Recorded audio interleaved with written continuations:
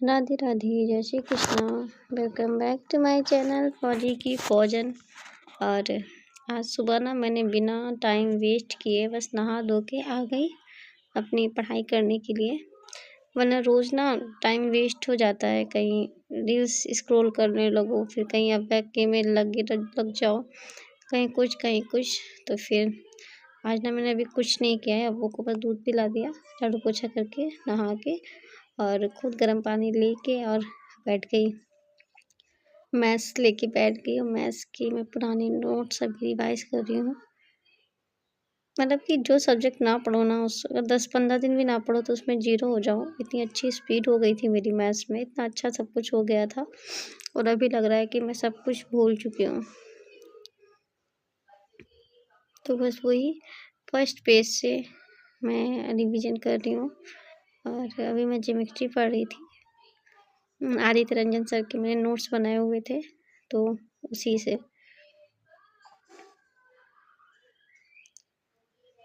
Notes वगैरह मेरा सब कुछ बने हुए हैं। और तो बस कभी-कभी ये हो जाता है ना कि मैं अभी कुछ फॉर्म वॉर्म का कुछ पता नहीं है, और कभी-कभी लगता है कि फॉर्म आ जाएगा तो फिर अगर पहले से नहीं पढ़ा होगा तो फिर मैं क्या ही कर लूँगी।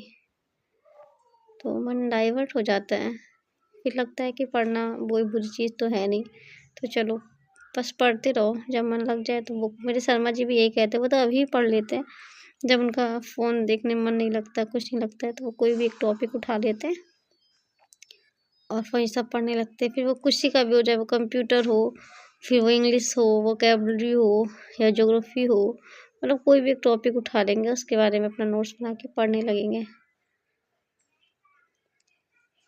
तो वही मैं पढ़ रही थी, कुछ पन्ने पलटे तो देखा अव्या ने ये करके रखा है। आपका भी छोटा बच्चा होगा तो ये आपके साथ बहुत होता होगा।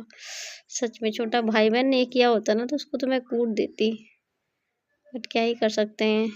ये किया है मेरी अब्बू रानी ने, अगर उनको कूट देंगे तो फिर उनको फिर छुपाओ, उनको प्यार करो, उसमें टाइम वेस्ट होगा। हँसी भी आती है, ये क्या हो गया है यार, अपने नोट्स भी नहीं संभल रहे मुझसे। बस थोड़ी पढ़ाई करी तब तक अव्या आ गई थी, और अभी मैंने अव्या के लिए ना नाश्ता भी नहीं बनाया था, तो बस अभी अव्या को दूध पिलाया था। और अब बनाया मैंने अब्बू के लिए सत्तू का पराठा, सत्तू और प्याज का पराठा, और एक पराठा मैंने अपने लिए भी इसका बना लिया। तो कोशिश यही करती हूँ मैं अब्बू को हेल्दी से हेल्दी ही कुछ दूँ, बट उसकी ना सेहत पे कुछ नहीं लग रहा, उसको मैं कुछ भी खिला लूँ ना वो ऐसे ही दुबली पतली बनी रहेगी।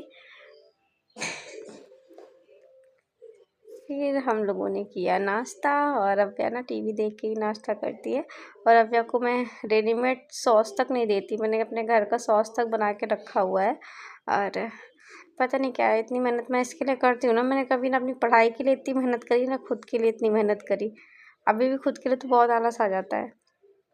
और उसके बाद मैं इसको नाश्ता करा दूँगी और फिर लग जाऊँगी पढ़ाई करने के लिए। और मेरे साथ तो ये है ना, थोड़ा हैवी नाश्ता कर लूँ ना, फिर मुझे लंच समझ में नहीं आता, और लंच समझ में नहीं आता लेकिन भूख भी लगेगी 4-5 बजे के करीब, तो लंच भी बनाना ही पड़ेगा। तो बट अभी तो हैवी नाश्ता कर लिया है, तो लंच का कोई ऐसा कुछ प्लान नहीं है।